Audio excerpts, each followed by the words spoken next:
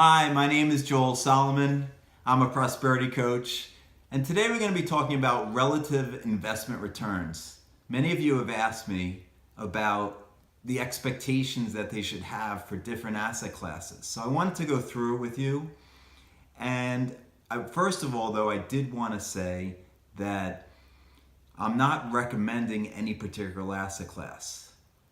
I truly believe, and we've talked about this in the past, that your belief level in a particular asset class or particular investment really significantly determines if you're going to make money or not. So if you have massive doubt, and on a scale of 1 to 10, where 1 is massive doubt, I'm going to lose all my money, if you're a 1, then I wouldn't be investing. Whereas if you're an 8, 9, or 10, yes, I got to make money, this is a great opportunity, and you don't have massive doubt, and when things go against you, you're more likely to have a plan and make the right decisions by buying more because you have confidence that the investment is worth a lot more. The belief level is really critical. But this video is not about belief. This video is about the relative return. So let's start and talk about the lowest returns. So you put your money into a bank savings account or a bank checking account or a certificate of deposit. Those returns don't vary much at all over time, and generally those returns are guaranteed by the government through the FDIC insurance up to a certain amount, but they're guaranteed. So generally they don't vary that much and they're quite low. So those generally have the lowest returns. Then if you move up into a little bit higher returns like money market accounts or short-term treasury bills where the government is borrowing money, those returns are a little bit higher. And then you get into even higher returns from bonds that have longer maturities or durations, like 10 years or 30 years.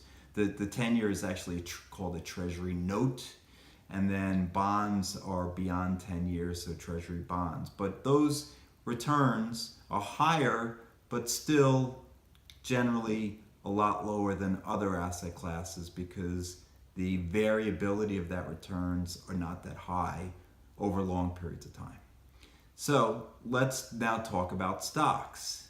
Stock is you own an ownership stake in a company as opposed to a bond. If you invest in a corporate bond, the company is borrowing from you, and so you're lending money to the company.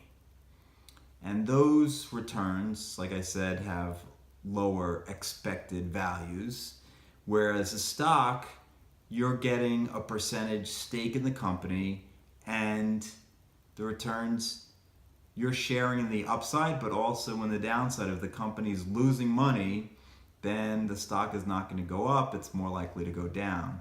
But with a bond, as long as you know you're going to get paid back, the value shouldn't change, and you should get your interest rate that they tell you you're going to get paid over that 5 or 10 or 20-year period.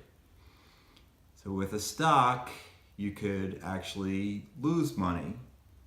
And with a bond, as long as you held to maturity and the company doesn't go bankrupt, you don't lose money. So stock should have a higher expected return because the variability of those returns can be much more. And of course, if it's a smaller company, a newer company, that variability can be even more than a company that's been around for 20, 30, 50, 100 years. So stocks have higher expected returns. In fact, over the last 20 years, I believe they've averaged around 10%, whereas bonds have probably averaged around 5% over the last 20 years. And then we get into real estate. Now, real estate entails leverage. So if you buy a house for $100,000, you're not going to pay cash and put $100,000 down. You may put 10% down or $10,000. But if the house goes up by 10% from $100,000 to $110,000, your $10,000 is now worth $20,000. You've made 10%, you've made 100% return on your investment. And so because of leverage, and we've talked about leverage in the past, real estate returns can be quite higher. And in fact, over long periods of time, real estate returns have been higher than stocks and higher than bonds.